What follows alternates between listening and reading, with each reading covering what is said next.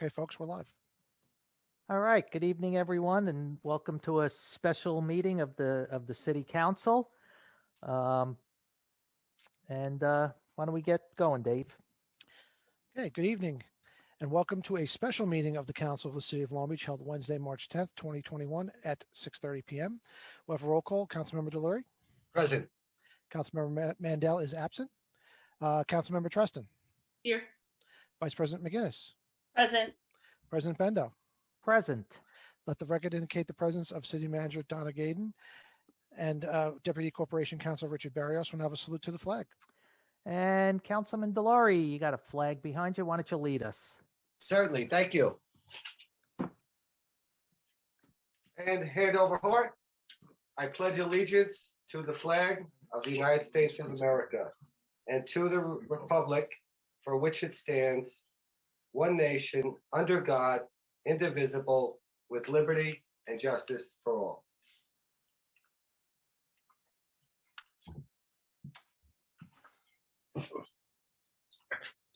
All right. Thank you, Mike. So I just want to start off by saying for some people that may not have heard, we lost a Long Beach icon recently. Bob Carroll passed away. And for those of you that may not know who Bob was a longtime city employee, 42 years, but for 30 years, he was the superintendent of Parks and Recreation. And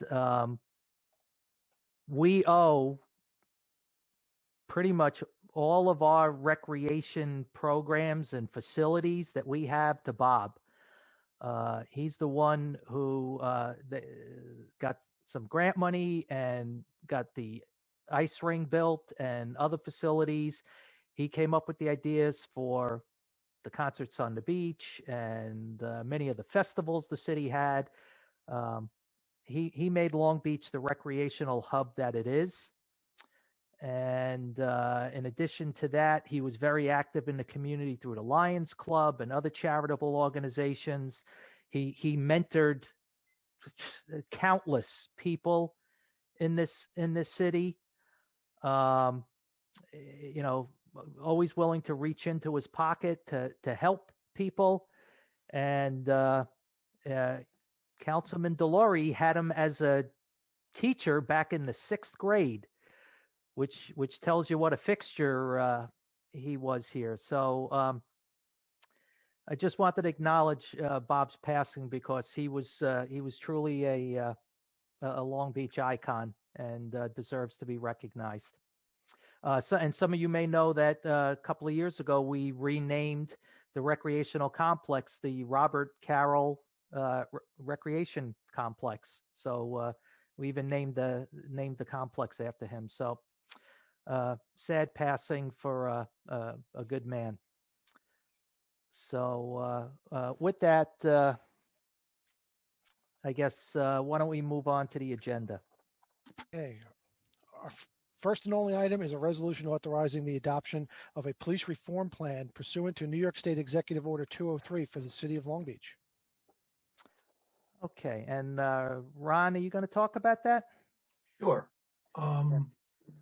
So as everyone is aware who's on from the city council, but as many people in the public are aware, the governor passed Executive Order 203 in I guess that was June of 2020, and that was we created this in response to the death of George Floyd in Minnesota. The purpose of the executive order was to create changes in local law enforcement so that their policies and strategies were to be now focused on mitigating police-involved deaths and racially biased law enforcement.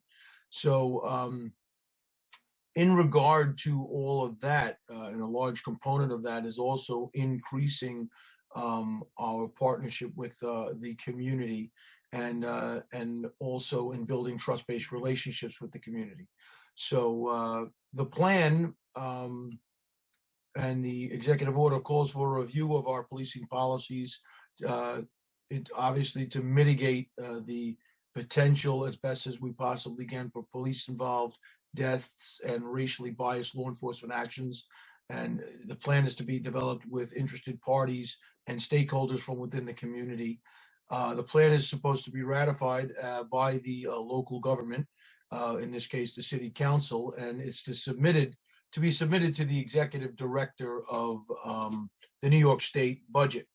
The reason that they have it submitted to the executive director of the budget is because if you do not get the plan in on time, you lose all of your state funding, whether or not it's related to police department or law enforcement.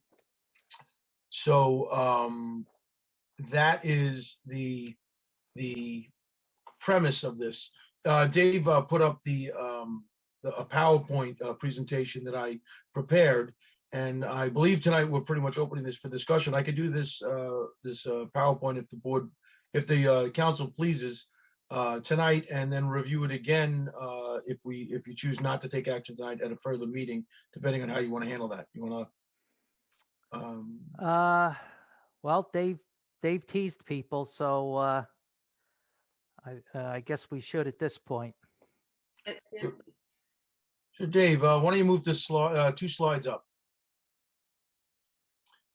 The next one. So our police reform was established, or actually was informed, if you will, by a board that it was called the Commissioners Board on Police Reform.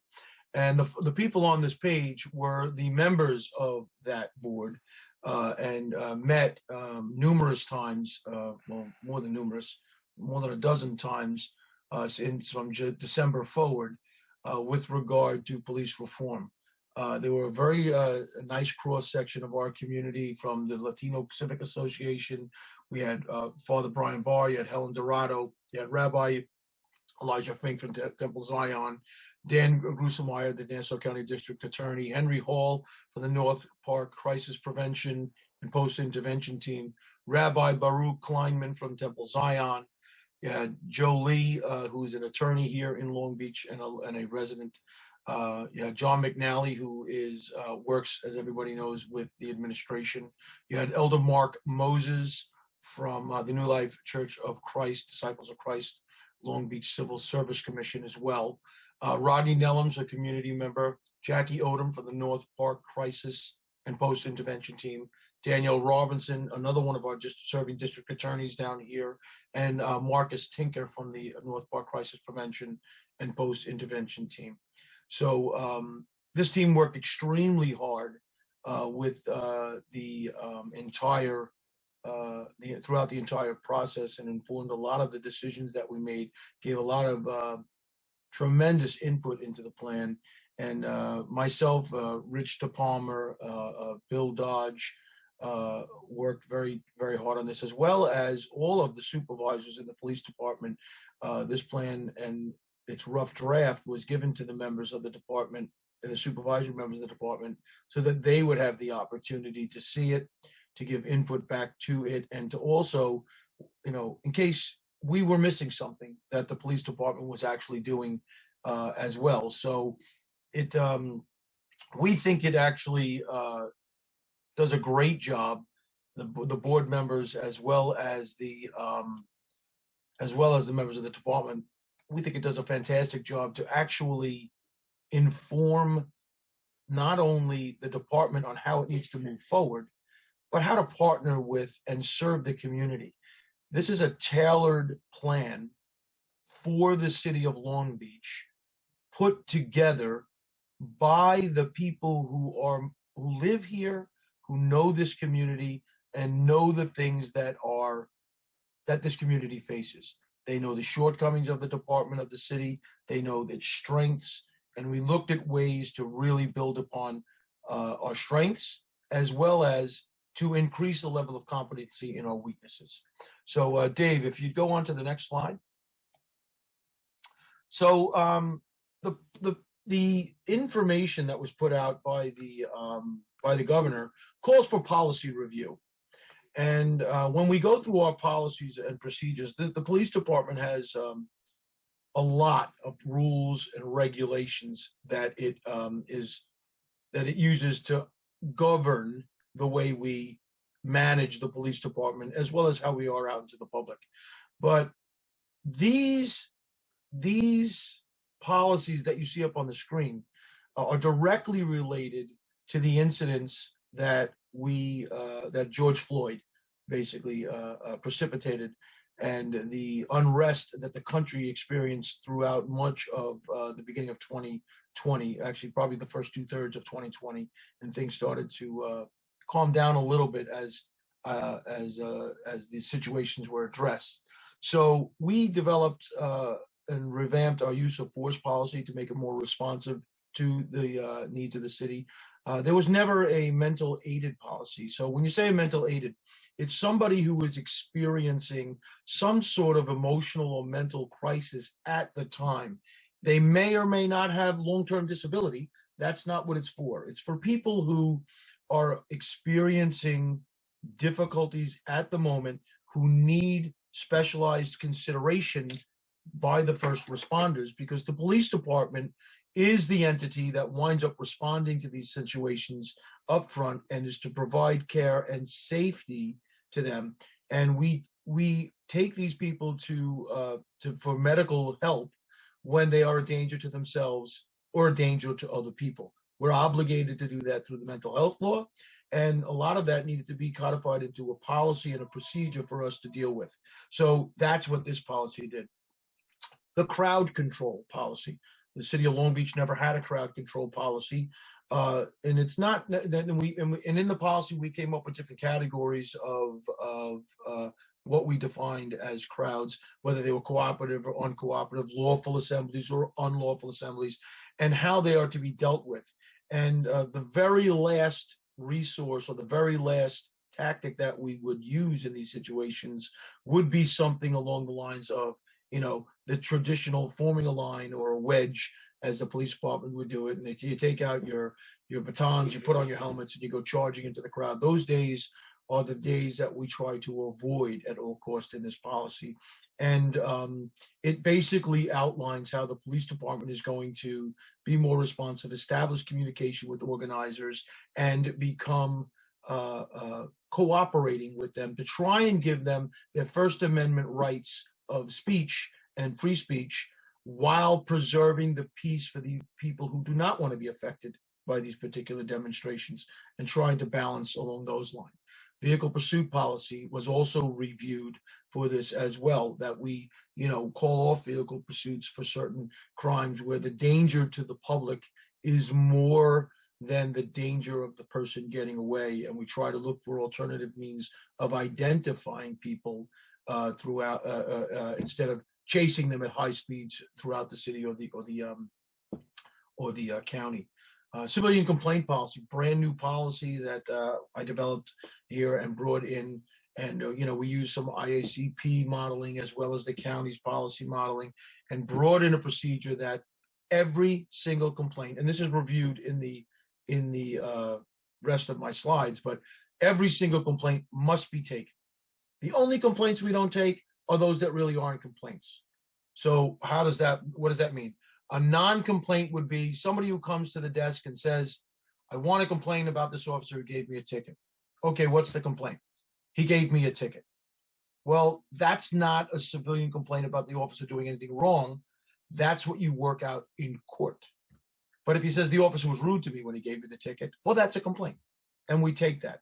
And not only do we take it, not only is the desk officer or supervisor must take it, an officer must refer that person to a supervisor. It is to be taken. It goes into our records management system. It gets put on a new form called the Long Beach Police Department 360, which is a civilian complaint investigation report. That then gets assigned by the supervisor, goes to the executive officer and myself for assignment for investigation. It goes into a log so that forevermore we will be able to refer back to that complaint and know that it existed. So that's a big, big change for the way the city does things. The duty to intercede. I give you the exact language a little bit later on, but every officer now, by policy, has the duty to intercede if they observe an officer using what they estimate to be unreasonable force. And if they can intervene and stop that from happening, they ought to do it. And if they did not have that opportunity, they must report it to a supervisor. So that is now codified in our policy. A hate crime policy. There's no hate crime policy here in Long Beach, and that's under development right now. So hate crimes would be, for instance, an anti-Semitic incident or a crime that's directed toward a particular race or ethnicity within the city. We are developing a policy to ensure that those cases are handled with the utmost of sensitivity. Next slide, Dave. So on this slide, we talk about recruitment. Recruitment was a major area of focus for the board and for members of the community that have given feedback as well. They want to ensure that the Long Beach Police Department and the city of Long Beach are doing everything that they can to attract those people that reflect Long Beach, minorities, women, we have done a great job in the last few years of hiring more women on the police department, but we still only have 12%. Now that's a pretty decent percentage. I believe, I think Nassau County is running at about 5 or 6% of their entire department, but we are looking at, I think that's right. I could be mistaken there, but I know we're up to 12. For many years, they had 1 or 2. And I know that we're looking at hiring more women in the future and more persons of color so that we are more reflective of the community that we are here providing our services to. We want to distribute. How we're going to do that, we're going to talk to our area, not only within the city, we're going to focus within the city, but around the county and the region, getting into our houses of worship, getting into our schools and parochial schools, making sure that our pamphlets and our announcements are up on Facebook and Instagram and cross-referencing those, and ensuring that anybody can walk into police headquarters and get an application to take our next exam. Partnering with the Nassau County Police Department, their recruitment center, establishing a law enforcement exploring post as well here to get our youth involved in learning everything there is to learn about law enforcement and attract them at an early age into the law enforcement profession and trying to really increase that profile out into the city. And we're also going to be working with Nassau County with their mentoring program. Nassau County has many fraternal organizations that they have a lot of membership to, whether it be the Italian or the American or the Guardians or the Golds or societies or the Steuben. And those members of those organizations have agreed to mentor people who are having a difficult time getting through the process, to mentor them so that they're successful in their application process and getting to the point where they can be selected for the job. So that was a major area of focus for ours. Next slide, Dave. We also promote off of civil service examination. That's the only way you can get into the Long Beach Police Department. There's no, gee, my friend Johnny wants to get hired. So everything that we do here in Long Beach is done through the Long Beach Civil Service Commission. New York State provides our examination to us. They take the test, they get put it in bands, and the people who get qualified, we call them within the bands, and we investigate people that make it in the bands. Our goal is to ensure that more people that are underrepresented in our department are more represented in the bands that we get to. Because we are a small law enforcement agency, we don't normally get to the 70s or the 80s in our exam. We're usually between 90 and 100 is where you're going to be considered, and even more so between 95 and 100 scores are what's considered for the city of Long Beach. So a lot of people consider that to be a benefit to being a small organization, but it does limit our selection pool. So we are trying to support those people who are looking to take our exam into doing better on the test. We're also looking to focus on professional development opportunities for our officers themselves.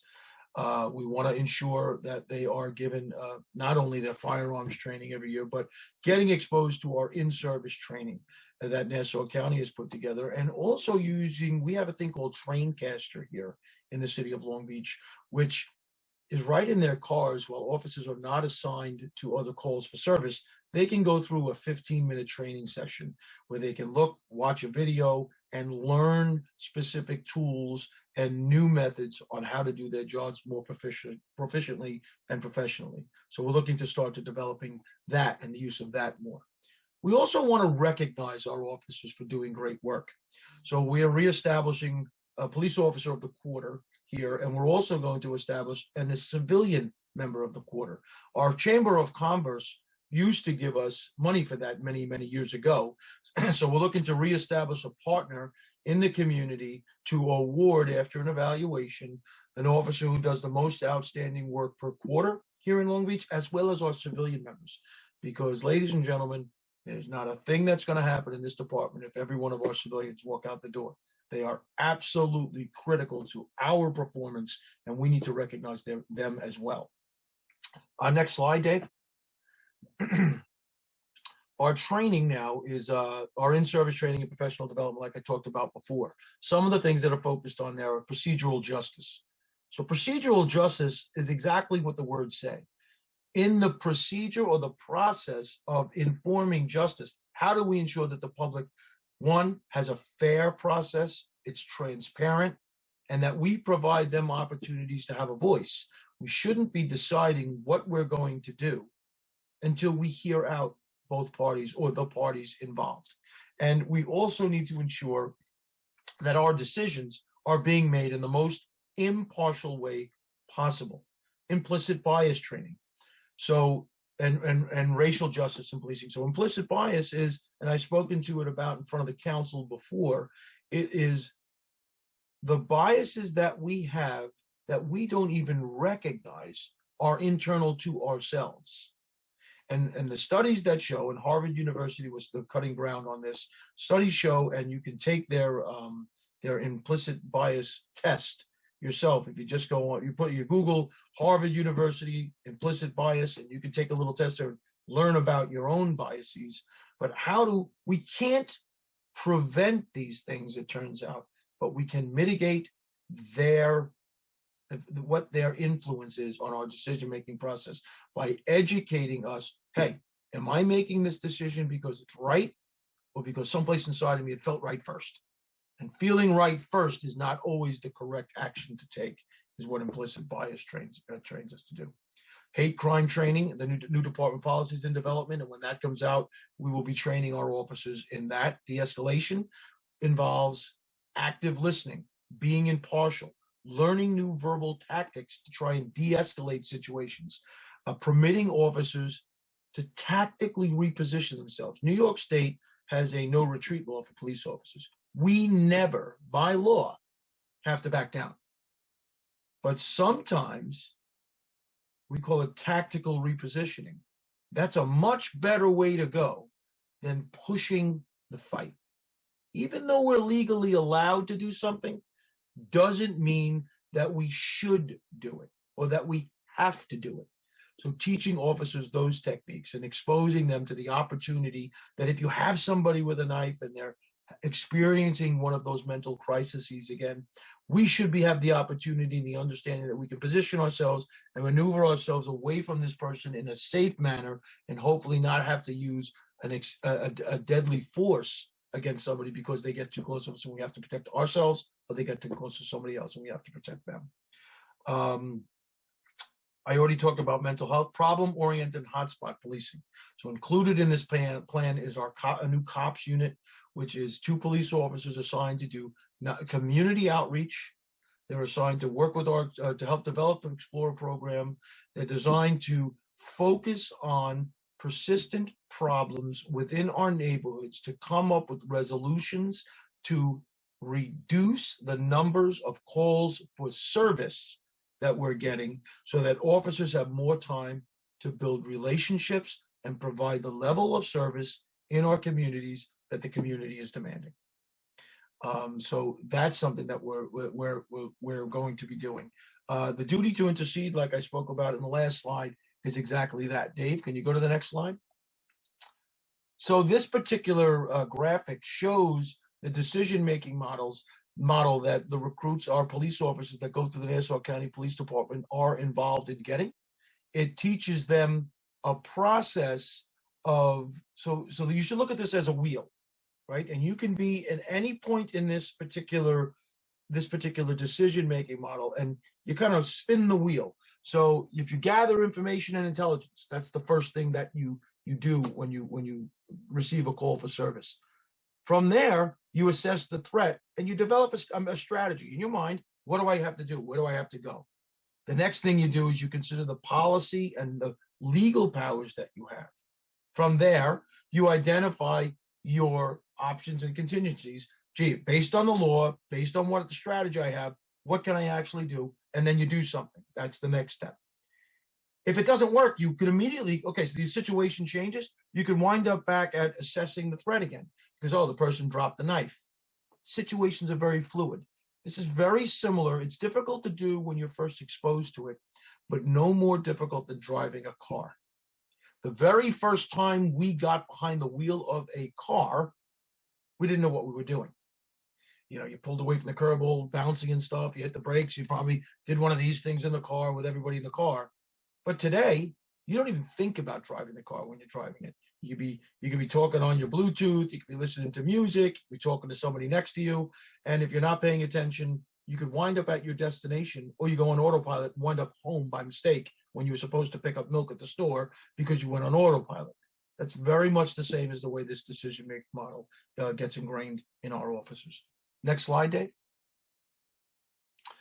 So with regard to use of force, and these things, by the way, most of what we're talking about here is going to be put up on our department website so that the public will have the ability to see statistically what we are actually doing and when we are doing it. Not quite in real time, but certainly every month it will be updated to the point where you'll be able to get a very good feel as to what we're doing. So every use of force that we use, we put our hands on somebody, that's a use of force report, and that must be given to us in the form of our 258 report, and then that gets tracked by the department. All uses of force are evaluated for the tactics and potential training needs. So we look at the types of use of forces that we're getting, and we're saying, hey, are our cops doing what they should be doing? And if they are, because of the training, do we want to adjust the training so they do something different? Because we will do what we're trained to do. The policy is way more rigorous than what's required by law. The Attorney General's office, as part of all of these changes, has the right to review any use of force by any officer now. And then, as I said, it's all going to be put up on our website. The use of deadly force, well, that's an entirely different thing. And if we wind up using deadly force, we'll probably call in, I believe we're going to call in. No, let me say that more definitively. We use deadly force on somebody and somebody gets shot. We're going to call in the Nassau County use of force team to help us evaluate that, so there's an independent look on what we did instead of just the Long Beach Police Department looking at themselves, so that we can go above reproach, if you will. The Attorney General's office, by the way, automatically gets notified of these things, and their Office of Special Investigations has the right to investigate any one of these. And they probably will. If somebody dies in one of these situations, God forbid, you can count on the Attorney General taking the investigation. That's the way it's going to go. I already spoke about civilian complaints, so I won't waste any more time on that. If you can go to the next slide, Dave. So community outreach initiatives. These are the things that were specifically put into the plan to reach out into our community. And there's more than just here, but they're designed to reach out into the community and to help build more of a trust-based and solid, resilient relationship with our community, so that there's more understanding and less misunderstanding, if you will. So you have your Commissioner's Young Adult Council, which is going to have at least 6 kids on it between 16 and 23 from all across the Long Beach community.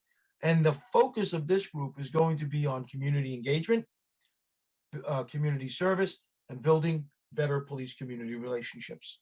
The Youth Police Initiative.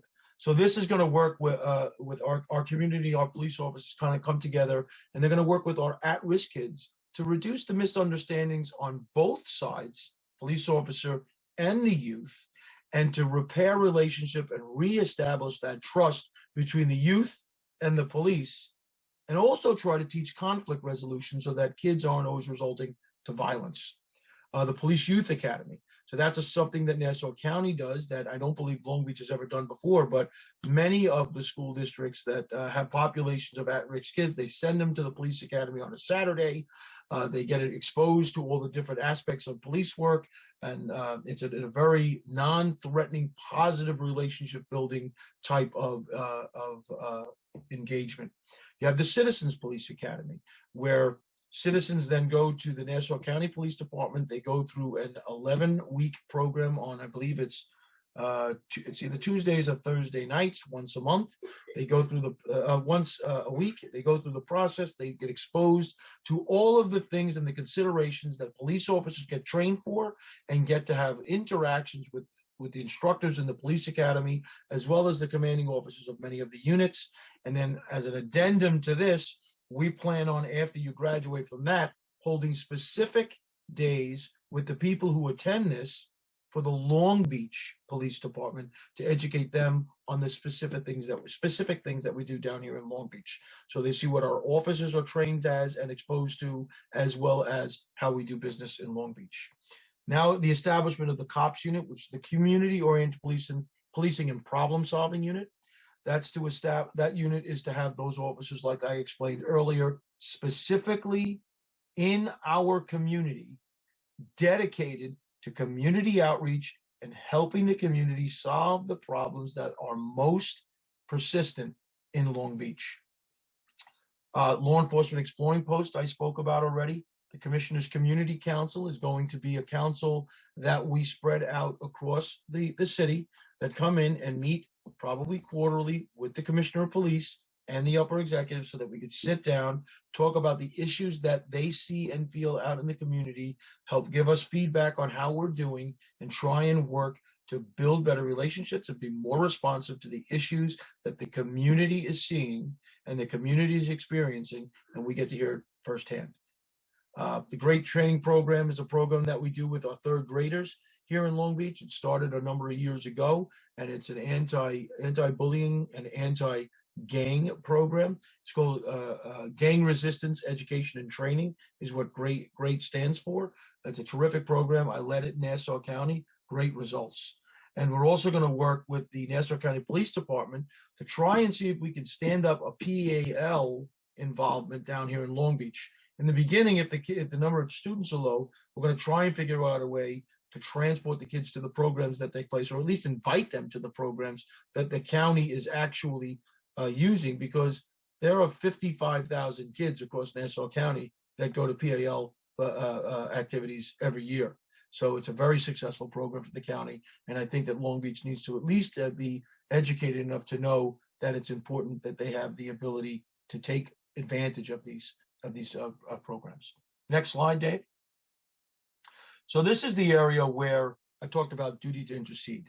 So this is what our policy basically says, that any officer present or observing another officer using force that he or she reasonably believes to be clearly beyond that which is objectively reasonable under the circumstances shall intercede to prevent the use of unreasonable force, if and when the officer has a realistic opportunity to prevent harm. So if the officer is seeing it from across the street and it stops and he doesn't have the opportunity, we don't hold them responsible for not getting in there in time, but they absolutely have to report this. And an officer who observes another officer use force that exceeds the degree of force as described above shall promptly report these observations to a supervisor, and they will be held accountable to this as well.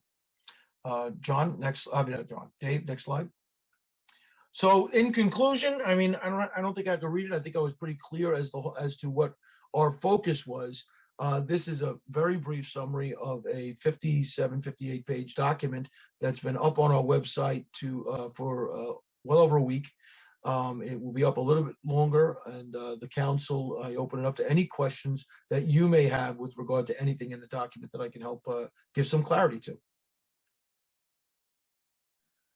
Okay, great. Thanks, Ron. Sure. So I guess before I open it up for questions to the council, it's just worth noting that after the draft report was put up, we, through Senator Kaminsky's office, were able to identify a potential funding opportunity that may allow us to get body cameras for some or potentially all of our officers and the associated equipment. So we're updating that section of the report to reflect that recent development.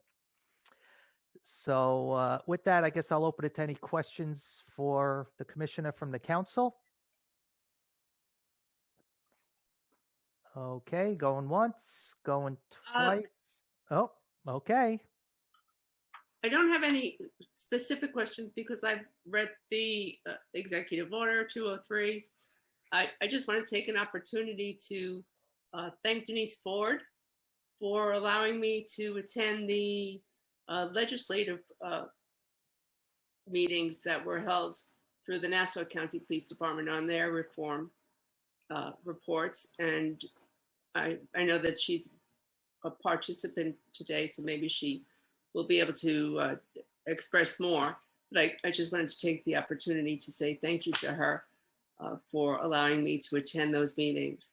It was very eye-opening, and I want to appreciate everyone's work on this document. Thank you. Okay. Any other questions or comments from the council? All right. Seeing none, why don't we open it up to the public? So who do we have, Dave?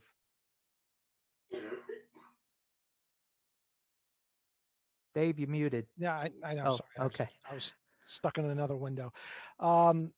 Yes. So first up, we'll have Roy Lester. Before that, just folks, if, anybody who does want to speak, use the raise your hand function, and we will call on you in the order that that it comes up on the screen here. A reminder: you get 3 minutes, and I will. At the end of your 3 minutes, you'll hear the alarm ringing in the background. When you hear that, then you know your 3 minutes is up. So, Roy, we're going to start with you. Go ahead, Roy. Lucky me.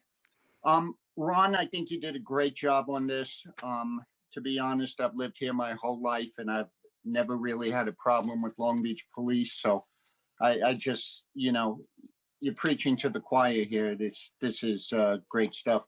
But I do have a couple of questions. The data that you're talking about, which is really a good thing because it lets people know everything, is that on the website? Because I know you mentioned that it's there on page 58. You say it's on lbpd.com, but I could not find it. Is it already up there? So the actual website, Roy, is being developed as we speak. Oh, okay, all right. So it's not up yet. All right, so I'm patient. Okay, number two, and this is one that caused a problem, and this was before you came here. When you're talking about the crowd control, we had a problem this summer with a bunch of kids, and because of it, they came down to the beach.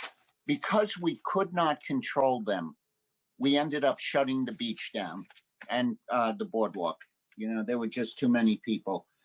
Would this crowd control, I mean, it's basically talking about marches and stuff like that. How would you be able to handle that when it overwhelms our regular police force? So, Roy, it completely depends on the situation and as it takes place. I mean, take the one that we had. So that particular one was a pop-up type of thing where there was really no information that it was supposed to happen and be as large as it was. The first one that happened, not the second one. I think I had more of a leeway on the second one. But so, I mean, I would call in county resources to help out. Of course, if it becomes the point where we think that the public danger might be affected, the public safety might be affected, we would shut the beach down if it was necessary to do so. If you had an unruly crowd, we're not going to let people try to walk through an unruly crowd and access the beach if there's potential for them to get hurt or if crimes are taking place.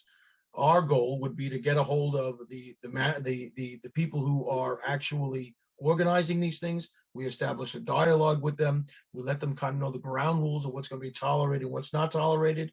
And if we think that there's going to be a lot more than we can handle, we'll call for our brothers and sisters in the Nassau County Police Department and around to come down, assist us with the control, and to be able to police within in the manner in which that we would like them to police under our rules.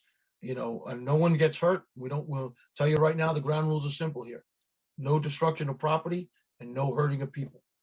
If you can manage, if you can manage to do that, your free speech is going to be respected here. But we're not going to let you damage people's property and run amok on the city. It's just not the way America should be run, in my opinion. No, I'm talking about, this had nothing to do with free speech. This had to do with people wanting to hang out on the beach, a tremendous number of them. And, a lot of the citizens suffered because they lost their beach for a while after that. And, I really feel confident, Ron, that it wouldn't happen again with you. But I was just wondering. I hope so, Roy, but the fact that you said that makes me nervous. Don't say that. Oh, stop it. Okay, thank you, Ron. Great job. Thank you so much. You're welcome. All right, who's next, Dave? Okay, William. Hold on one second.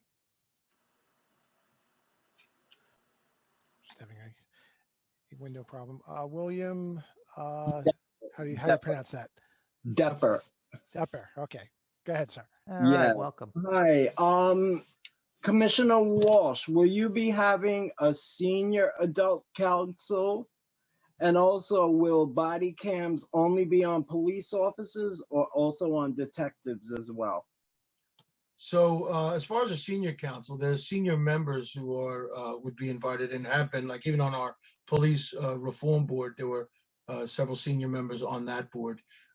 As a specific counsel, if there was a need for it, I would be open to that as something that we could open up to if there was enough interest. But certainly they would be invited to participate on our Commissioners Community Council. As far as body cameras go, the body camera issue is something that requires careful planning and integration to ensure that we're not violating people's rights either. So what does that mean? When you have a body camera on you, everything that happens is on that camera. So we have to be very cautious that what's caught on camera is legally allowed to be given to whoever's requesting, whether it be a FOIL request or to the courts, because not everything is allowed. If there was a call at your home, you're certainly not going to want your video showing up on something that has nothing to do with you. So there's a lot of careful preparation and planning that needs to be done that we're looking at as we speak. As far as detectives go, usually it is the uniform force that wears a body camera, but that's something that we could consider as well.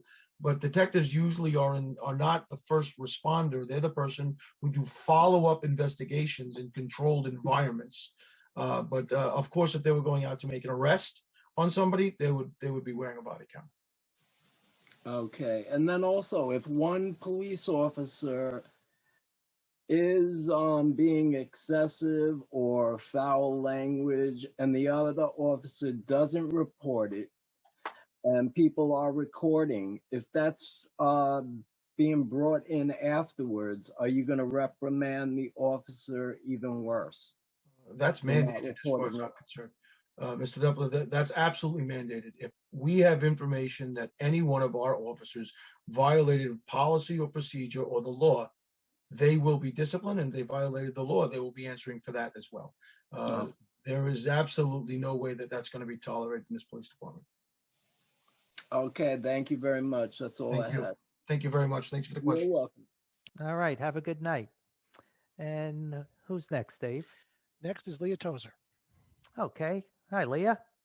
Leah, go ahead and unmute yourself. Hi, guys. Good evening. Hi. Hi, Commissioner Walsh. I just want to say that, I feel so safe in our city, and I get to say that to people all the time when they ask all those questions. So I just want to throw that right out there. This question is, first, are you guys voting on this tonight? No.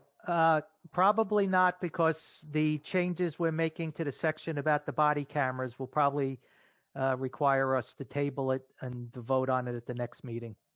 And also, we're getting comments now that may need to be incorporated.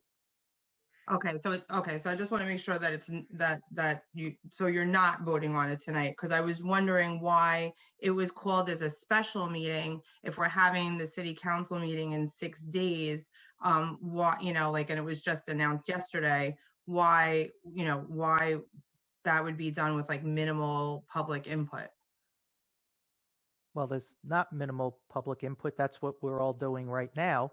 The reason it was done separately is because we assumed this was going to take some time, and adding it into a full agenda elsewise could make for a very long meeting. So we wanted to make this a standalone since it's an important topic. Yeah, no, I get that. But again, it was only announced yesterday. So, to let people know. I mean, I told a bunch of people and nobody seemed to know about it. So that's why I was just asking why that was. Ron, do you want to explain the whole process? Sure. So this has been under development, and the community has had members, like was said earlier, the 18 or so people that have been involved. Plus, we've also used the North Park Crisis Prevention and Intervention Team and numerous other avenues to seek input. Not only that, it was announced at several board meetings and put up on the city's website a week ago, Monday. So the entire plan, including all of the policies and procedures, have been up for public comment, and we have been getting public comment back. I'm not sure how that was missed, but I'd be more than happy to, listen to whatever comments, or you can email me if you have something specifically that you wanted us to consider for the plan. This probably will not be approved until next week, and I'm still open to making adjustments to it. Okay, thank you. I appreciate that. Thanks so much, Leah, and thank you very much for coming in tonight. So Ron, I just want to make clear, this hasn't been, the public has been given several opportunities to comment on this. Oh, right? yeah. And it was, yes. This is not something that was done just yesterday. Oh, absolutely not. And I think something that sometimes gets lost too is each and every one of the board members here is elected by the public for this responsibility as well. And the board, I'm sorry, I didn't mean to say board, I apologize. The council has had the plan, I think, for about three and a half weeks or so, right? So, I mean, and there's been a lot of feedback coming, and we've been making adjustments as we got them from the council and from the public and from public venue, and people who even say things to us when we go to other venues. Gee, that would be really good to include in the plan. That's really important, and we incorporate that in. So anybody who thinks that this is a cookie cutter plan, all you have to do is read it, and you can see it's very, very tailored to everything that the city of Long Beach needs. And just as a point of clarity, the meeting was noticed on Monday. And Okay. I just want to add, Commissioner, I was impressed by the groups that were reached out to, the Helen Dorado, the Latino, Father Brian, houses of worship. So to me, I'm comforted to know that there was great outreach, to the community.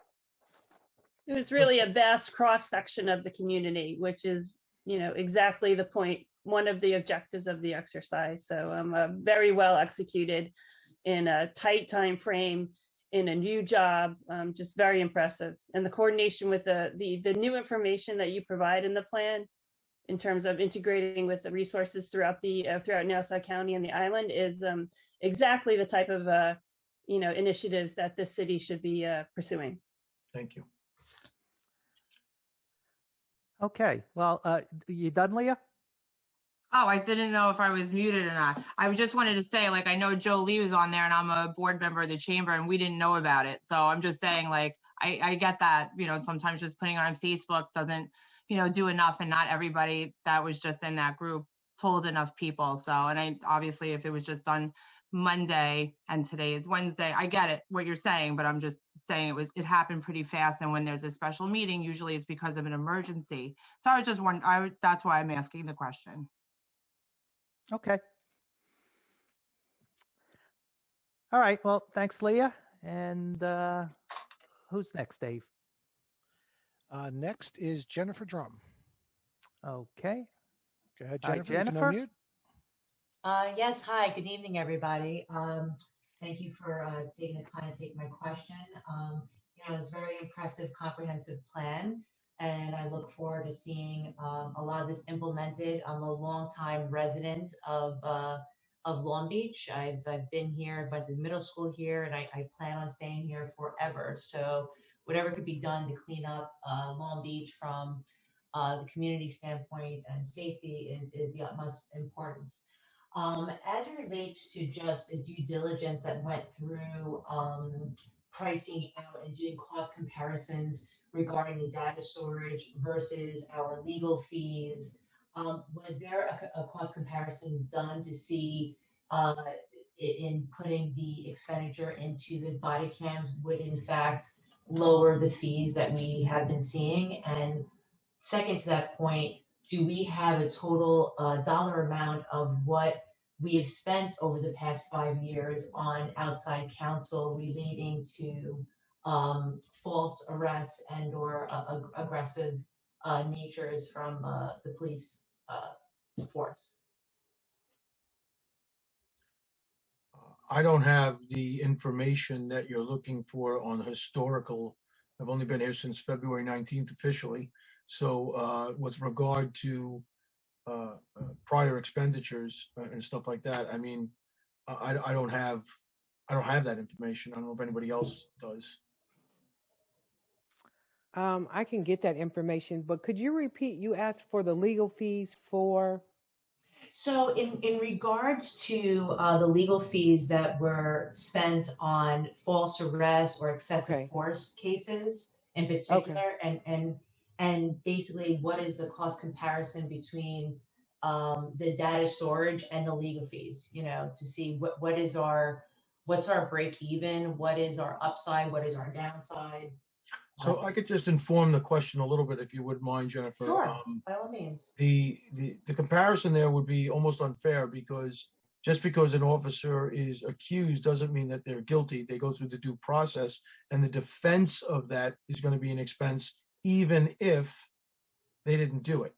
Mm-hmm. Or what they did was considered legally permissible. So, I mean, they're two different comparisons. I understand what you're trying to get to. How do we come to whether or not it's justified to use?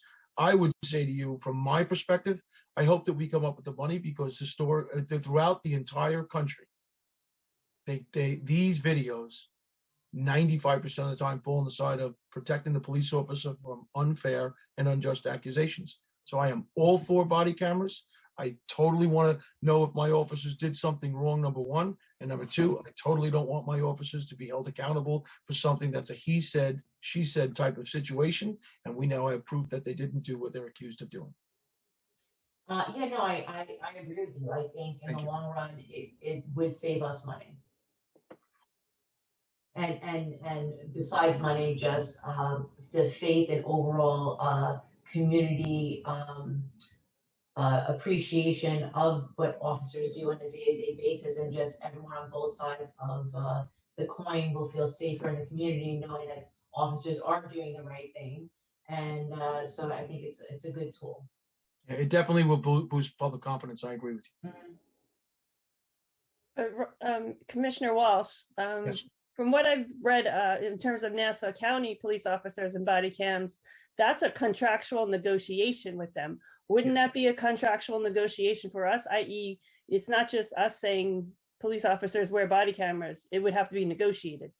I believe that is 100% correct. So the city could say yes, and the state could pass a law tomorrow that mandates this, but the collective bargaining process still would need to take place, so that the unions would have their say as to the rules and regulations and how it gets implemented, and whether or not there would even be a consideration for compensation and things like that. All that is subject to negotiation. You are correct. And if I just may ask, what is the budget for the body cameras? Well, right now, it's an investigatory project to look into what we would do, and what we haven't even had the vendors come in yet. It's funny though, because I was on the phone with Motorola speaking with them today about their product, which is WatchGuard, and they have the probably the most aggressive management software associated to it. But I can tell you this, that the cameras are not the expense. A lot of these companies will give you the camera. What the expense is the software and the licensing of the cameras and the actual management of the video storage. But we're going to need at least one full-time person in the city of Long Beach to manage the video and manage not only how we store it, but when it's required to be given to the district attorney's office to ensure that everything that we give the district attorney is what's required for discovery, and also isolates out and makes sure that it's not visible, things that are not permissible to be seen. It's a very, very, very complicated process to implement these programs. We're fully in favor of it, but a lot of careful consideration has to go into how it actually is implemented. So if I just my last question, was there a bid sheet or an RFP that was verified by the city that we are putting out to numerous vendors to all quote on for apples? Not yet. That would be the process in the future. Yes. And would that be obtained? Would we publicly be able to see what that RFP is? They're public documents when they're put out. Okay. Yeah. Okay, great. Thank you so much for your time, and I appreciate everyone's time in the council. Thank you for the insight. Appreciate it. All right, thanks, Jennifer. All right, who's next, Dave? James Hodge. Okay, Mr. Hodge.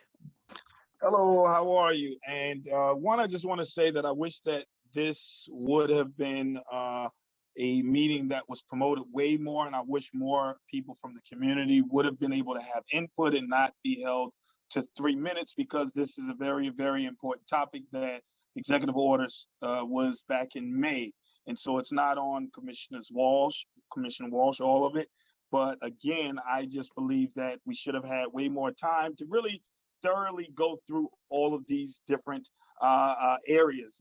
I suggested that the commissioner and the council look at the people's plan and thoroughly look at a lot of the 12 sections that they mentioned and that they thoroughly went through. Police officers, former judges, prosecutors, because there is a lot that has been going on. We've marched in Long Beach and we've been marching all over because there is different treatment. We know that there's different treatment by the way of what happened at the Capitol. And so we know that this is real. We're looking for the city of Long Beach.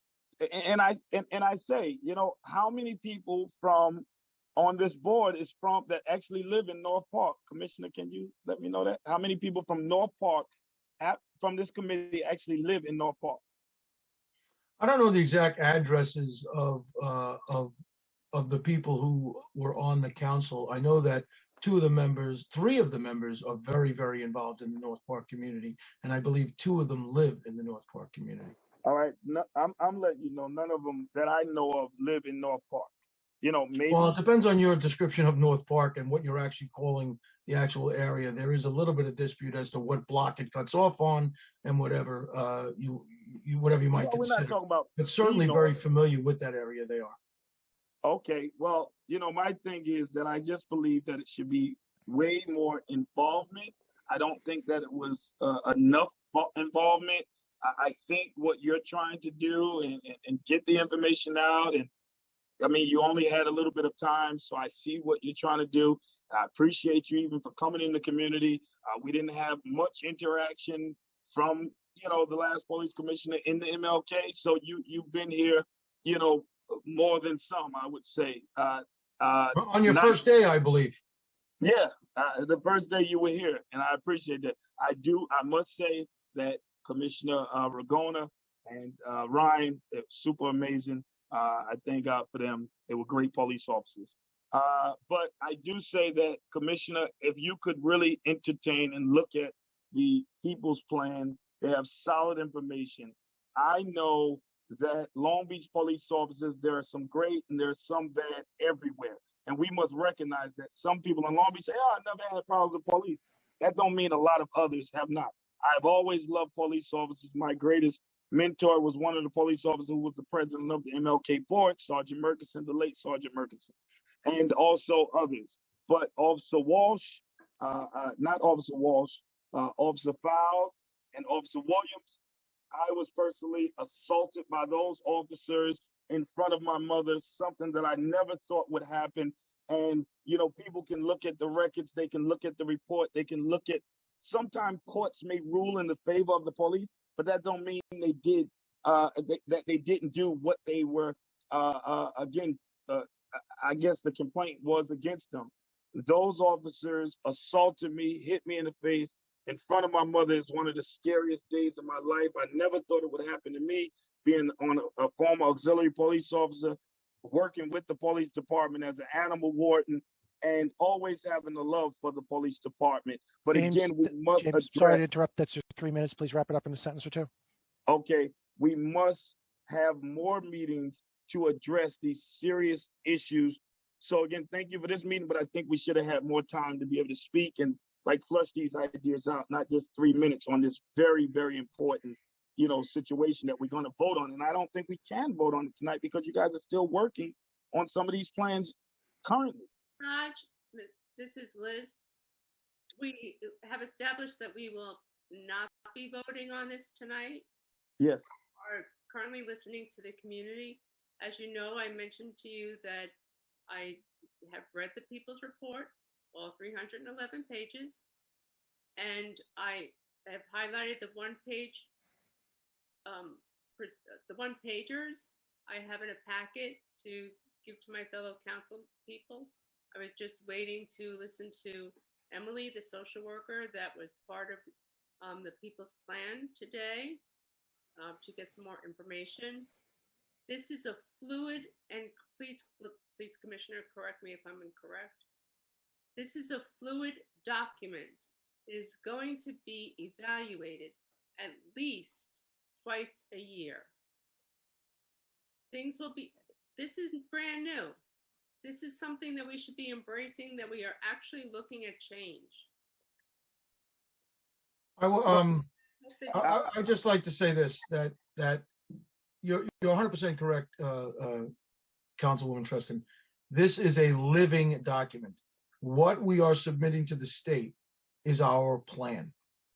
And the people of this community, including yourself, Mr. Hodge, will have input into the outcomes that we are resolving and resulting in. So if there is something that is taking place that you're seeing, or more interest or more effort that you would like to see take place because you're not seeing it, that is where the communication and the bonding and the relationship between the police department and the MLK Center and you, Mr. James Hodge, as a resident of the city of Long Beach, have the opportunity to speak to us as well as our officers. And just let me finish this one piece. We've initiated many programs in the last couple of weeks, one of which is our community contacts, which we're now tracking. And we have hundreds and hundreds of community contacts all across this city that we are documenting to show not only our outreach, but to get out into this community and finally bond with them and show them that we are here to listen. And the information is coming back, and we are using it to inform exactly how we are policing. All right. Well, thanks, James. And like I said, it looks we'll be voting. We're not going to be voting on it, so you'll have an opportunity to speak again at the next meeting. So who's next? And it looks like it's Mr. Miles. Yes. Good evening. Pleasure to meet Mr. Walsh tonight. I hope we could be meeting before now, but it's a pleasure to meet you. And I don't count any of this to be your doing or anything like that, but I'm in agreement with Leah Tozer. I'm in agreement with some of the things that James Hodge is talking about. This particular meeting, I did not know, but I'm appreciative also of the council. Thank you, Bendo, that you will not be voting on this tonight. As the president of a civic, the North Park Civic Association, as a clergy member at Evangel Revival Community Church, nobody had any idea this was happening. I found out about this yesterday. I did know that there was about the crisis prevention team who was in talks with you, But to my understanding of section the executive order, it said that a plan had to have public comment. And I'm glad that this is becoming that. But in the future, in full transparency, we've got to be very clear and we've got to get the message abroad. It's not a broad swath. It is one community group that you met with that I'm aware of from North Park. And people do want to meet and know who is the new commissioner. They have questions. I know you went to the West End neighbors. I didn't even get your email yet. So that's what I want tonight. I would like to get your email address and we can continue this conversation, of course, further. Thank you. Well, my email address is rjwalsh, W-A-L-S-H, @lbpd.com. You can also call the department anytime you want and we can have a conversation on the phone. I would like to point out that I've only been your commissioner for about 3 weeks. So there's not a tremendous amount of opportunity for me to go out into the community and meet with all the groups that I want. I have reached out to, Pastor Milton out in North Park. I've reached out to some of the residents in North Park. Myself and Ms. Gayden, even before I was the commissioner of police, were out meeting people during snowstorms and helping out residents of the North Park community. You don't have somebody here who's sitting around trying to, not be engaged. This plan was extremely labor intensive to put together and to tailor. I've spent an inordinate amount of time doing that and dealing with other situations in the department. And I look forward to holding the conversations with you, Mr. Miles, and with anybody else who's interested in engaging and giving feedback. I appreciate you. And that's why you have no blame. You just got here. This is brand new. This is for the city, though, a plan that came out from the executive order in May. So from Ragona to De Palma, I have emailed Ragona, but then we all know that we have different situations now, things happen. So moving forward, I appreciate that. Thank you so much. Thank you.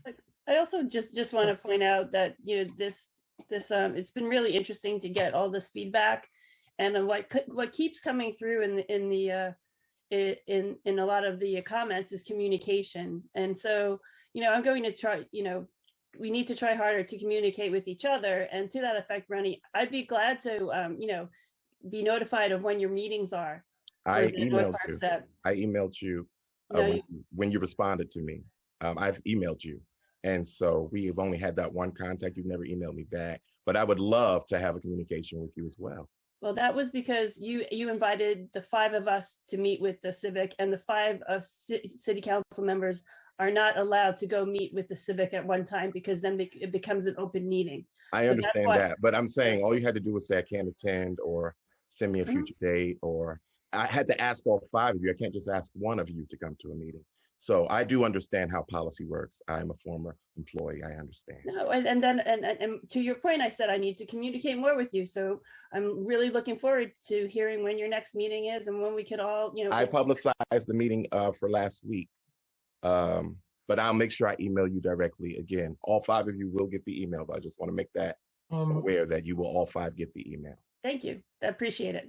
In the effort of being responsible to the entirety of the Long Beach community, I did not realize that this was going to run as long as it is. And I have another commitment to another community organization that started at 7:30. I actually moved it from 7 to 7:30, and I'm late for that. I could try to take another question if you want, and I'm more than happy to be on the next call that we have. Anybody out there who wants to contact me, it's rjwalsh, W-A-L-S-H, @lbpd.com. You can also call the police department, and I'm busy, but I'll find time for you. I will talk with you, and I'd love to hear your input. So with that, if it's okay, I'd like to log on to the other association meeting that I have. Okay. Yeah, currently we have no hands raised. Oh, okay, great. Okay, so that works out. So Great. What we'll do is we'll take the feedback that we got here. We also know the body camera section is being updated. And what I'm gonna, I don't know if this is the appropriate point to do it, Dave, or if wait till you actually call it. But all right, I'm gonna make a motion to table this resolution. so we can carry it over and incorporate the feedback. And Okay, do I have a second? Ladies first. Go ahead, Liz. I will second. Okay, voting to table the item. Councilmember Delury, Yes. Councilmember Mandel. I'm sorry, he's absent. Councilmember Treston, Yes. Vice President McGinnis, Yes. President Bendo. yes. Okay, so item 1 has been tabled. Okay, so And John, we're going to be tabling it, and then we're going to bring it up at the next city council meeting, correct? so it'll come up at the city council meeting on Tuesday. So it'll be the opportunity for people to comment on any updates that were made or additional comments they may want to make. And so with Okay. that, Motion to close the meeting. Before we make a motion to close, I just want to mention one thing. I'm sure I would like to reach out, and if they're not here, thank the Deputy Commissioner Rich DePalma, who I imagine was doing a lot of work in the interim as well. So, just wanted to mention that. And also Bill Dodge, who runs our COA meeting. But I would just like to take note that, again, this is not new. We have been talking about this for a while, publicly, and residents are going to have to take some responsibility to look at the city's website to see what's coming up. And if you have a question, email us. Right. etreston@longbeachny.gov. I have a phone number. I would be more than happy to call you back. This is all about communication. Don't listen to other people. Give us a call. Thank you. all right. Okay. So with that, we'll see everyone on. Motion to close, please. Oh, I'm sorry. We didn't vote. I'm sorry. Yes, Liz seconded it. I'm sorry. No, that was the motion to table. So I need a motion to close the meeting. Oh, I'll make a motion to close the meeting. Thank you. Second. Second. I'll second it. Okay. Voting. Councilmember Delury, Yes. Councilmember Treston, Yes. Vice President McGinnis, Yes. President Bendo. yes. Okay. And Okay. now we can do the finale. So, Yes. so thanks for joining, and we'll talk to you again on Tuesday. There's a working meeting. That's true. There is a working meeting tomorrow night. So if you want to join us for that, YouTube channel. you can Thank you. join us for that. See you tomorrow. Have a great night, everyone. All right. Have a good night. Good night, everybody. Bye. Good night, Dave. Good night, Thanks, everyone. John. Good night, Liz. All right. Good night.